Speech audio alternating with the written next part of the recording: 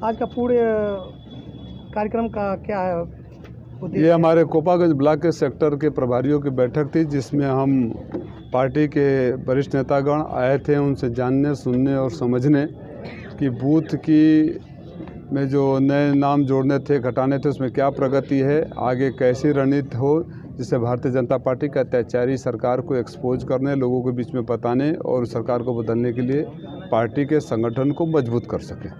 Sir, महंगाई के बारे में क्या कहना चाह रहे हैं? जो यहाँ पे पेट्रोल, डीजल सारी चीज़ महंगा हो गए हैं, उसके संबंध में क्या कहना चाह रहे हैं? आप अभी थोड़ी देर पहले बोल रहे थे बहुत हुई महंगाई की मार, अब की बार मोदी सरकार का नारा था, तो हम लोगों के बीच में कहने आए हैं बहुत हुआ झूठों का अत्याचार, इनको भगाने के लिए करो विचार, क्योंकि सारे समाज के हर वर्ग के लोग त्रस्त हो गए हैं। किसानों को ठगा, नौजवानों को ठगा, नौकरी पेशा को ठगा, छोटे व्यापारियों को ठगा, कोई सगा नहीं जिसको ठगा नहीं। और आने वाली पीढ़ियाँ बर्बाद हो जाएगी जिस सरकार के नीयत में इतनी छेद हो कि हर पेपर लीक हो जाए। ऐसी सरकार को उत्तर प्रदेश में बने देने रहना और कैंसर को फैलाना बराबर है। अभी देखा जा रहा है सर कि जो किसान जो है सालों भर से जो धरने पर बैठे हुए थे, और प्रधानमंत्री जी ने जब किसान बिल जब पास किए तो फिर वापस क्यों लिए? ये प्रधानमंत्री जी को जवाब देना चाहिए। जब बिल पास किए तो बोले किसानों के हित में है, और जब बिल वापस लिए तो बोले किसानों के हित में है। तो प्रधानमंत्री जी पहले ये तो बताया कि झूठ वाली बात कौन थी? झूठ इतना बोलते हैं, प्रधानमंत्री की जो भाषा है, तो झूठ पहली बार बोला था या दूसरी बार बोल रहे हैं? पहले ये तो भाई प्रधानमंत्री जी, बहरहाल मैं देश के अन्नदाताओं को बधाई देता हूँ, आपने संघर्ष त्याग का एक मिसाल पेश किया है और ये बता दिया है कि कितनी भी हिटलरशाही और अहंकारी सरकार है उसको घुटनों पर लाया जा सकते हैं। आपने हमारा मनोबल बढ़ाने का काम किया है। अभी सर देखा जा रहा है कि रेलवे जैसा कई ऐसा जो हमारे यहाँ रेलवे, जब लालू जी जब उस समय जो रेल मंत्री थे तो रेल को जो है काफ़ी उन्होंने फ़ायदा दिखाया, और जब बीजेपी की सरकार बनते ही उसको घाटा दिखाकर जो है और प्राइवेटों में दे दिया गया। ये सरकार उद्योगपतियों की सरकार है। रेल बेचा, कोल बेचा, रोड बेचा, जहाज बेचा, पानी बेचा, गैस बेचा, रेलवे स्टेशन बेचा, एयरपोर्ट बेचा। बहुत जल्दी आ जाएगा। अगर देश नहीं सुधरेगा तो आपका और मेरा मकान बेच देंगे, हम लोग कटोरे लेकर खड़ा रहेंगे सड़क पर। तो सब कुछ तो बेच दिया। आप अपने परिवार, अपने भविष्य और अपने मकान को बचाने के लिए सरकार को वापस भेजो। अभी देखा जा रहा है कि 2000 का मिशन क्या है समाजवादी का, 2022 का?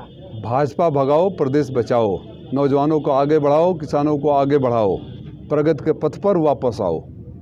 जी सर, मऊ के लिए जो 4 विधानसभा है, यहाँ पे मऊ के लिए पहले जो घोसी के लिए कौन सा चेहरा सामने आएगा? वो पार्टी राष्ट्रीय नेतृत्व का फैसला है। जो भी चेहरा आएगा, पूरी पार्टी और जनता ने मन बना लिया कि उसको जिताकर सदन में भेजेंगे। सर, अभी इसी जगह बगल में जब मूसलाधार बारिश हुआ था तो उस समय जो है रतनपुरा और महमदाबाद के गांव को जो है बाढ़ पीड़ित को घोषित कर दिया गया। यहाँ 12, 13, 14 2 दर्जनों गांव है, मगर अब तक ले जो कोई जो है बाढ़ पीड़ित जो है घोषित नहीं किया गया, और गरीब जो है इसके प्रति बहुत काफ़ी दुखद है। उनको कैसे जो है राहत मिलेगा? उनको राहत, तत्काल राहत तो मैं नहीं कह सकता, लेकिन उसके संघर्ष को हम लोग बनाएंगे आगे। मैं अभी बात हो रही थी, मैं डीएम साहब से बात करूंगा, जो कुछ भी कर सके। अगर हो गया तो अच्छी बात है, नहीं तो 3 महीने बाद जब हमारी सरकार आएगी तो उस समय जो भी उनको राहत दे सकें। और मैं लोगों से भी ये बोलूँगा कि आत्मचिंतन और मंथन करें कि जब आपका खेत पानी में डूब गया था, बाढ़ग्रस्त नहीं घोषित हो पाया, उस समय आपके जनप्रतिनिधि कहाँ थे? जब वो वोट मांगने आए तो उनके भी गिरबान को पकड़कर सवाल पूछने का काम करें।